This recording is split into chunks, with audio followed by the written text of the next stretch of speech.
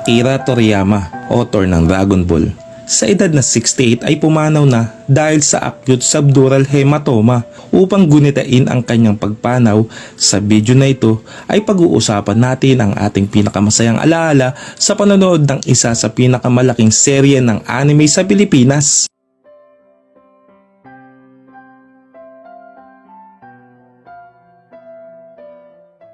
Dragon Ball. Sino ba naman ang hindi nakakaalam sa anime series na ito?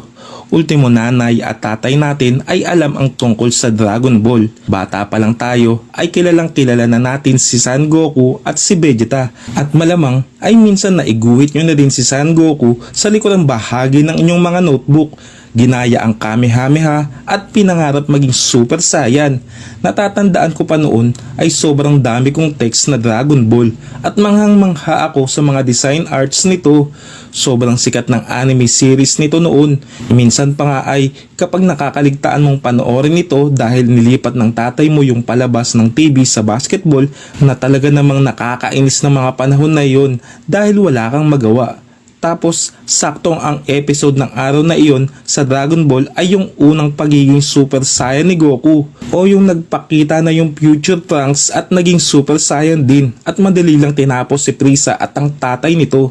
Talaga namang malupit ang episode na iyon. Tapos kinabukasan, halos lahat ng kalaro at kaklase mo ay topic ay yung episode sa Dragon Ball na pinalabas kahapon na hindi mo napanood. Talagang masakit yon noong kabataan natin mga ka-hunter dahil bukod sa iwan ka na sa kwentuhan, hindi mo na din alam kung kailan ipapalabas yung na mismong episode na iyon. Dahil nung mga panahon na iyon ay wala pang YouTube para makapanood ng replay. Sobrang nakakamiss ang kabataan natin. Simple lang ang buhay at ang anime ang isa sa nagbigay kulay sa ating pagkabata.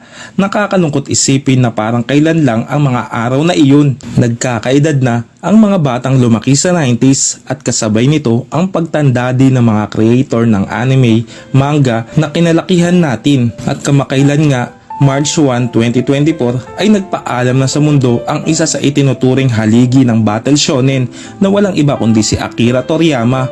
Ibinahagi ng Bird Studio ng pagmamay-ari mismo ni Toriyama ang pahayag na si Akira Toriyama ay namaalam na. Sinabi sa sulat na siya ay masigasig na nagtatrabaho sa maraming mga proyekto at marami pa rin ang inaasahan niyang magawa.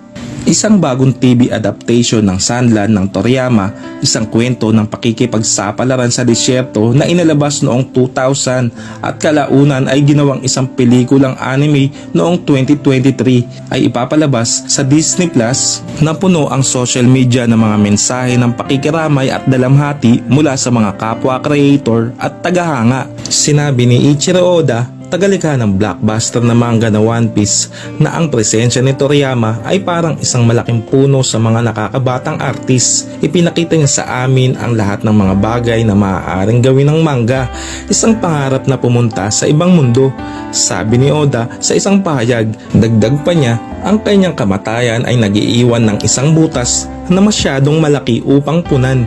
Nagpasalamat din ang kapwa creator na si Masashi Kishimoto ang lumikha ng Naruto. Anya ang Dragon Ball ang nagsalba sa batang taga-probinsya na tulad niya. Si Toriyama, siya daw ang naging inspirasyon niya sa paglikha ng manga. Bagamat wala pang pahayag si Yoshihiro Togashi, sinabi niya noon na inspirasyon niya sa paggawa ng sumikat niyang manga series na Yu Yu Hakusho ang Dragon Ball. Hinahangaan niya ang kapwa mangaka na si Akira Toriyama. Madami pang ibang kapwa mangaka ang talagang sumunod sa yapak ni Toriyama.